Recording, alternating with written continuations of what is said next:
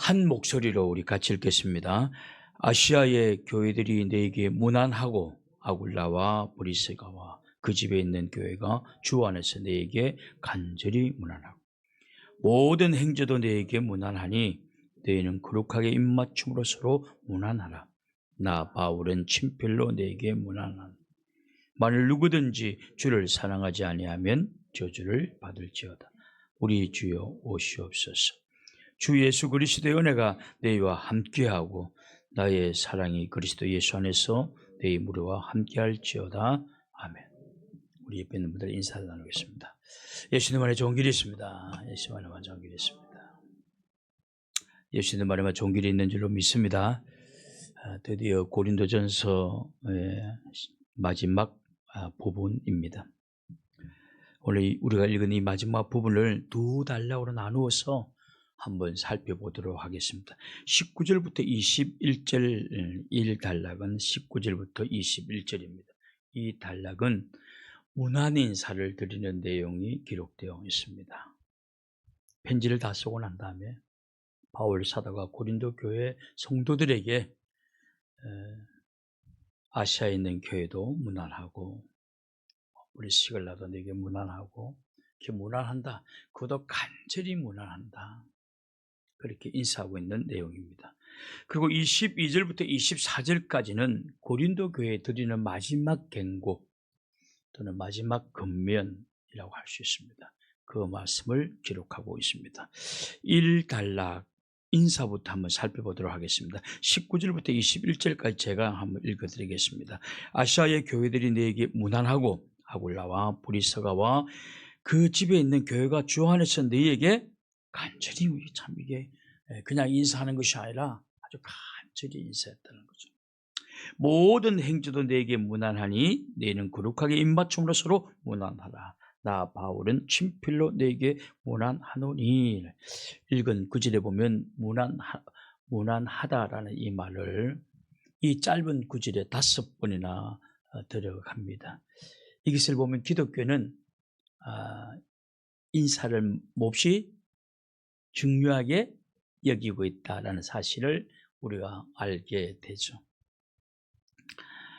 초기 기독교 성도들을 만날 때마다 샬롬이라고 인사를 하였습니다. 평안하십니까? 화평하기를 원합니다. 샬롬이라고 인사했습니다.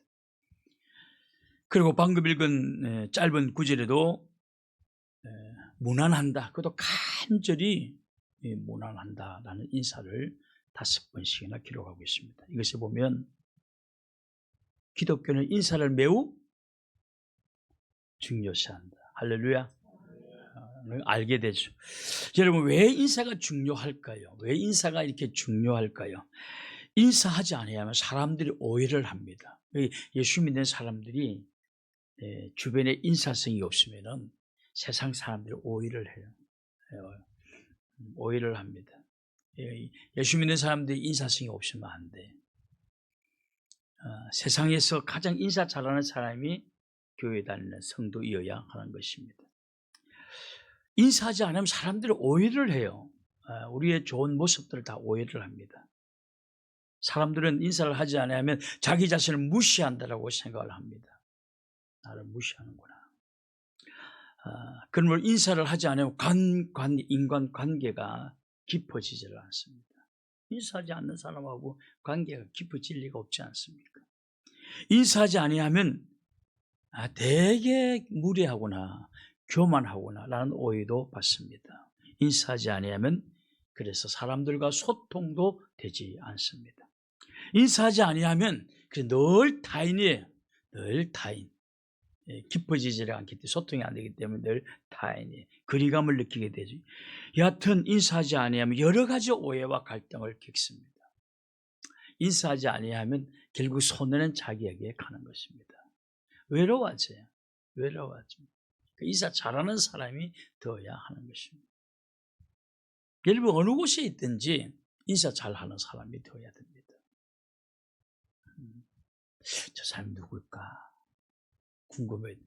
나중에 알고 보니까 바이블교회 집사님, 바이블교회 근사님, 바이블교회 장로님. 와, 역시 다르구나 하지 않겠습니까? 그것이 전대문을 열게 만드는 것이고, 그리고 그렇게 인사를 잘하게 되면 사람들과 소통이 되어지게 되고 결국 외롭지 않는 인생이 되는 것입니다. 그런데 우리가 인사를 잘하지 않고 찬바람이 쉥쉥 불게 되면 자기를 보호하는 그런 매너도 있지만 나 얕잡아 보지 마. 그래서 인사도 하지 않고 아주 막 얼음장처럼 그렇게 다니게 되면 글쎄 보호는 받을 수 있을까? 뭐 받을지 모르겠습니다. 근데 사실은 보호받지는 않죠. 같이 살면서도 영원한 타인이에요. 영원한 타인이라는 사실. 이건 뭔가 잘못된 거예요. 정말 이건 뭔가 잘못된 거예요. 그러나 인사성이 좋은 성품을 가진 사람들에게는 어떤 일이 일어나게 되는가? 소통의 문이 열리게 되는 것입니다. 소통의 문이 사람들하고 인간관계, 대인관계 소통하는 문들이 열리게 되는 것입니다. 인사도 없이 소통한다는 것이 쉽지가 않습니다. 인사가 먼저 인사를 하고 저분이 우리 동네 사는구나. 이렇게 조금씩 인사를 하다 보면 안면이 있어지게 되고 그러다 보면 소통을 하게 되고 문 앞에서만 인사하던 게 오늘 시장에서만 어이구 안녕하세요 라고 또 시장 보다가도 인사하게 되고 할렐루야. 근데 제가 보기에는 우리 크리스찬들이 인사 참 안 해요. 예. 목사한테 안 한다 그게 아니 그런 것이 아니고 정말 잘 안 해요. 예, 여러분 이렇게 제가 이렇게 아파트 살아도 보면 여러분 정말 찬바람이 싱싱 돌아요. 예. 얼굴 인상을 보면 어느 교회 집사님 같고 권사님 같은데 아주 그냥 찬바람이 싱싱 돌아옵니다. 인생을 잘못 살아간다 그런 생각이 들죠. 저는 아파트 엘베를 타고 다니면서 대체로 좀 인사하는 편입니다. 인사를 좀 하는 편입니다. 근데 인사를 이렇게 하다 보면 점점 이제 안면이 있어지게 되고 그러다 보면 엘베에서만 인사하던 것이 나중에 아파트 밖에서도만 어디 다녀오세요? 라고 인사하게 되죠. 담배 태우고 오시나 봐요. 우리 할아버지 한 분이 계시는데 이분 며느리가 참 안 좋아하겠다는 생각이 들어요. 담배 냄새, 엘베 타면 담배 냄새가 막 가득 옆에 지나가도 막 담배 확 납니다. 늘 담배 피우러 나가야죠. 며느리 때문에 담배 피우러 나가는 것 같아요. 집에서 차마 못 피우고 하는 것 같아요. 며느리가 엄청 싫어하겠다 그런 생각을 해요. 그 왜 며느리가 싫어하는 데는 며느리가 있고 며느리가 있었으면 하는 나에게는 없는가? 그런 경우. 며느리가 있으면 나는 차 안 타고 며느리 필요하면 차 줘버릴 것 같은데 나는 걸어가도 된다. 네가 타고 다녀라 할 것 같은데요.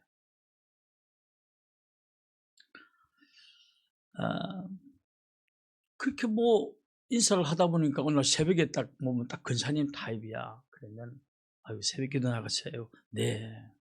아유 어디 나가세요? 옷길도 교회 나온다. 아이고 할렐루야. 저는 바이블교회 목사입니다. 아이고 목사님이세요. 또 인사하고. 근데 이렇게 이웃과 소통하게 되면 소통하게 만드는 그러니까 첫 번째 관문이 인사입니다. 인사를 통해서 점점 관계가 깊어지게 되는 것이죠. 억지로 깊어지려고 할 필요도 없어요. 인사하기 시작하다 보면 조금씩 관계가 깊어지게 되는 거죠. 그래서 인사는 소통의 문을 열어줍니다. 그러므로 인사는 참 중요합니다. 여러분 소통하는 게 좋잖아요. 이 주변 사람과 소통하는 게. 늘 타인처럼 옆집에 사는데도 볼 때마다 인사 팍 쏘고 지나가면 여러분 그게 좀 그렇지 않습니까? 늘 그냥 인사하다 보면 그 사람 오늘 갑자기 인상 쓰고 다니다가도 나보면 자기도 인상이 풀립니다. 풀리게 돼 있어야 안 풀릴 수가 없습니다. 나는 주변 사람들이 인상 팍팍 쓰면서 날 쳐다보던데요. 그럼 본인이 그렇게 다니기 때문에 그렇습니다. 본인이 그렇게 다니기 때문에 그렇습니다. 뿐만 아니라 여하튼 인사는 소통의 문을 열게 하고 인사는 상대방의 마음을 따뜻하게 해줍니다. 여러분, 우리가 사람들이 안녕하세요 하면 왠지 마음이 따뜻해집니다. 이 딱딱한 마음이 갑자기 봄바람처럼 마음이 따뜻해지고 긴장감이 풀어지고 그랬습니다. 그러므로 인사성이 살아있는 수준 높은 공동체들 따뜻해요. 우리 바이블 교회가, 우리 바이블 교회가 그것도 공동체잖아요. 인사성이 우리가 이게 정말 좋으면 바이블 교회도 따뜻해져요. 따뜻해집니다. 인사도 잘 안 하고 또 모르는 척하고 좀 적극적이지 못하면 공동체는 수준이 떨어지게 되고 이 따뜻해지질 않아요. 그러나 여러분 인사하게 되면 여러분 이제 나중에 동네에서 한번 해보십시오. 그 사람 기분 좋습니다. 이게 어디 사는지 그 아주머니 꼭 한번 보면 인사하네. 분명히 그 말 합니다. 인사하네. 그게 가기하는 사람이잖아. 야, 그 이선희 집사님 교회가 살아요. 그렇게 하게 되는 거예요. 여러분, 인사가, 여러분, 그 간단한데도 여러분, 나한테 엄청난 이득을 줍니다. 엄청난 이득을 줍니다. 인사가. 뿐만 아니라 인사를 잘하게 되면 신뢰감을 얻습니다. 인사 안 하는 사람에게, 호감이 가고, 신뢰감이 가고, 절대 그렇지 않습니다. 여러분, 인사하는 사람한테 호감이 갈 리가 없지 않습니까? 인생 잘못 살아가는 거예요. 신뢰도 안 가요. 인사 잘하지 않는데 어떻게 호감이 가고 신뢰감이 가겠습니까? 그러나 인사 잘하는 사람들 보면 왠지 신뢰감이 가고 왠지 호감이 갑니다. 여러분, 동네에서 인사 잘하는 사람이 되어보십시오. 시간이 지나면 모두가 우리들을 신뢰하게 될 것입니다. 그리고 신뢰가 가는 사람은 무엇을 하든지 잘 될 것입니다. 신뢰가 가니까, 호감이 가니까 그런 사람은 외롭지 않습니다. 이제 인사는 신뢰를 얻게 하는 것입니다. 신뢰를 얻게 합니다.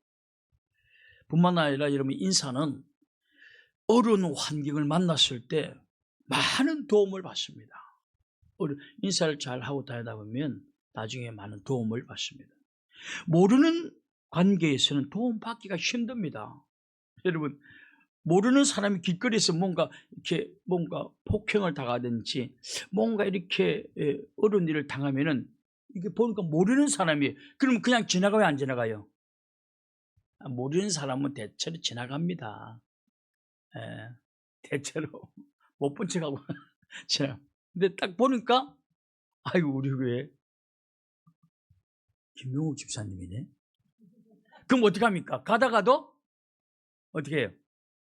왜 그래? 왜 그래? 왜 그래요? 하지 않습니까? 아니까 도와주는 거예요. 그러니까 안다는 것이 그냥 중요한 거예요. 알기 때문에 그런 것이죠. 그래서 아는 사람이 봉변을 당하면 대부분 외면하지 않습니다. 뻔히 아는 사람이 봉변을 당하는데 외면하겠습니까? 마찬가지입니다. 인사를 서로 잘해서 안면만 있어도 어려움이 부딪혔을 때 도움도 받습니다. 그리고 여러분, 인사 잘하는 사람 주변과 여러분 굉장히 따뜻하게 지냅니다. 대체로 시간이 가면 갈수록 점점 따뜻하게 되어져요. 그러므로 인사를 하면서 산다는 것이 본인에게 유익해요. 인사로 살아있는 교회, 살아있는 마을, 공동 만들어 나갈 수 있기를 주님의 이름으로 축원합니다. 이 바울 사도는 그랬다는 거예요. 바울 사도는 아주 간절히 문안한다. 참 이거 왔으면 갔으면 간절히 내가 너희들에게 문안한다. 그렇게 표현하고 있습니다. 그거 다 이름을 다 소개하며 문안한다. 다 소개하고 있습니다. 기독교는 그래서 인사도 잘 할 수 있어야 된다 라는 사실을 우리가 영감을 받게 되죠. 마찬가지. 마지막으로 바울 사도는 고린도 교회 편지를 마치면서 강한 경고를 합니다. 어떤 경고입니까? 22절 보면 강한 마지막 경고를 합니다. 만일 누구든지 주를 사랑하지 아니하면 저주를 받을지어다. 우리 주여 오시옵소서. 주님을 사랑하지 아니하면 저주를 받는다라는 것입니다. 그러면 주님을 사랑한다는 것은 무엇으로 증명할 수 있을까요? 우리가 너무 많이 했지만 주님을 사랑한다는 것은 무엇으로 증명할 수 있을까요? 우리가 하나님을 사랑한다는 것은 무엇으로 증명할 수 있을까? 많은 사람이 이런 말을 하나님, 나 정말 하나님을 사랑해요. 여러분, 하나님 그 말 잘 안 믿습니다.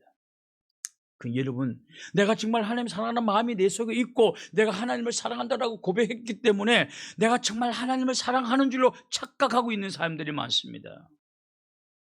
여러분, 굉장히 착각일 가능성이 높습니다. 요한일서 3장 18절 보십시오. 요한일서 3장 18절. 요한일서 3장 18절.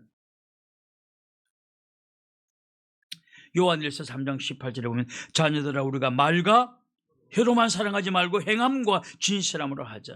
말과 혀로만 사랑합니다라고 말하지 말라라는 것입니다. 그런 식으로 신앙생활 하지 말라라는 것입니다. 그러면 하나님을 향한 사랑은 무엇으로 증명할 수 있을까? 내가 하나님을 사랑해야만이 내가 하나님의 저주를 받지 않는데 축복을 받는데, 그럼 내가 하나님을 사랑한다는 것은 무엇으로 증명할 수 있을까요? 요한복음 14장 15절을 보십시오. 요한복음 14장 15절을 한번 보십시오. 요한복음 14장 15절에 보면 너희가 나를 사랑하면 나의 계명을 지키리라. 보십시오. 하나님을 정말로 사랑하는 사람들은 어떤 일들을 행합니까? 하나님의 계명을 지킨다는 사실입니다. 그러니까 여러분, 계명을 지키는 사람이 정말 나를 사랑하는 사람이지, 그건 막 하나님 너무 사랑해요, 여러분, 그거 큰 의미 없습니다. 하나님 인정 안 해준다는 거예요. 사람은 속일 수가 있어요. 사람은 사랑합니다. 사람은 속일 수 있어요. 하나님은 그거 가지고는 안 된다는 거예요. 네가 정말 나를 사랑한다면 증명해봐라. 내 계명을 지키라. 그 사람이 나를 사랑하는 사람이다 라고 말씀하고 있는 것입니다. 그러면 정말로 계명을 잘 지켜서 하나님을 향한 사랑을 증명하면 축복을 받는가? 그리고 반대로 계명을 지키지 못함으로 하나님을 향한 사랑을 증명하지 못하면 과연 그는 저주를 받는가? 그럴까요, 안 그럴까요? 여러분, 성경은 그렇다라고 말합니다. 성경은 말씀에 순종하는 사람을 하나님을 사랑하는 사람이라고 여기고, 그런 사람들은 축복해 주고, 계명을 지키지 못하는 사람들은 아무리 하나님 사랑합니다라고 말해도 하나님 그 말 믿지 않는다는 거예요. 또 그런 사람들은 바울 사도의 고백 기록한 것을 저주받는다라는 사실입니다. 구약에도 그 사실을 증명하고 있습니다. 신명기 15장 4절 6절 한번 보십시오. 신명기 15장 4절 6절. 신명기 15장 4절 6절. 신명기 15장 4절 6절을 한번 보십시오. 신명기 15장 4절 6절에 보면 내가 만일 내 하나님 여호와의 말씀만 듣고 내가 오늘 너에게 내리는 그 명령을 다 지켜 행하면 내 하나님 여호와께서 내게 기업으로 주신 땅에서 내가 반드시 복을 받으리. 너희 중에 가난한 자가 없으리라. 4절에 포함됩니다. 그 다음에 내 하나님 여호와께서 내게 허락하신 대로 내게 복을 주시리니 내가 여러 나라에 구워줄지라도 너는 꾸지 아니하겠고 내가 여러 나라를 통치할지라도 너는 통치를 당하지 아니하리라. 보세요. 우리가 하나님의 계명을 잘 지켜 하나님을 향한 우리의 사랑이 증명이 되어지게 되면 우리가 사는 땅에서 반드시 복을 받는다. 가난한 자가 없게 되리라. 그리고 구워줄지라도 꾸러 가지 않으리라. 돈 꾸러 가는 게 어떤 데는 창피하지 않습니까? 서글프지 않습니까? 근데 그런 일이 없다. 구워줄지언정 꾸러 가지 않냐. 그러나 반대로 계명을 지키지 아니함으로 하나님을 향한 사랑을 증명하지 못한 사람들은 어떻게 되는가? 신명기 28장 15절부터 19절을 보십시오. 신명기 28장 15절부터 19절까지를 한번 보십시오. 신명기 28장 15절부터 이 19절까지 내가 만일 내 하나님 여호와의 말씀에 순종하지 아니하여 내가 오늘 너에게 명령하는 그 모든 계명과 규례를 지켜 행하지 아니하면 이 모든 저주가 내게 임하면 내게 이를 것이다. 자, 말씀대로 순종하지 아니하면 하나님을 사랑하지 않는 사람, 그런 사람에게 저주가 임한다고 하지 않습니다. 내가 성읍에서도 저주를 받으면 들에서도 저주를 받을 것이요, 또 내 강주리와 떡반죽 그릇이 저주를 받을 것이요, 내 몸의 소생과 내 토지의 소상과 내 소와 양의 새끼가 저주를 받을 것이며, 내가 들어와도 저주받고 나가도 저주를 받을 것이요. 보십시오. 우리가 불순종함으로, 계명을 지키지 못함으로 말미암아 하나님을 향한 우리의 사랑을 증명하지 못하게 되면 들어와도 저주받고 나가도 저주받고, 들에 나가도 저주받고, 성읍에 가도 저주를 받고. 그러므로 바울 사도가 주를 사랑하지 않는 자들은 저주받으리라는 것은 신구약을 다 합쳐서 성경이 말씀하고 있는 가르침이다라는 것입니다. 안타까운 것은 사람들이 하나님을 사랑한다는 말만 합니다. 그냥 사랑한다는 말만 해요. 순종을 통해서 증명하려고 하지 않습니다. 순종을 통해서. 오죽했으면 말과 회로만 사랑한다 말하지 말라라고 성경에 기록되어 있을까요? 하나님을 향한 사랑은 말씀에 순종함으로 증명하는 것입니다. 할렐루야. 순종으로 하나님을 향한 사랑을 증명하고, 하나님을 사랑하는 자들에게 약속하신 축복을 다 받아 누릴 수 있기를 주님의 이름으로 축원합니다. 기도하겠습니다. 거룩하신 하나님 아버지, 우리는 때로는 우리 마음속에 하나님을 사랑하는 마음도 있습니다. 그래서 하나님 사랑합니다라고 고백도 합니다. 그러나 하나님은 우리에게 말씀하고 있습니다. 계명을 지켜서 나를 향한 진정한 사랑을 증명하라고 우리에게 말씀하고 있습니다. 순종함으로 하나님을 향한 사랑을 증명할 수 있는 저희들이 될 수 있도록 은혜를 베풀어 주시옵소서. 하나님을 사랑하지 아니함으로 저주받는 것이 아니라 하나님을 진정으로 사랑함으로 축복받아 누릴 수 있는 우리 모두가 될 수 있도록 은혜를 베풀어 주시옵소서. 예수님의 이름으로 기도 올립니다. 아멘.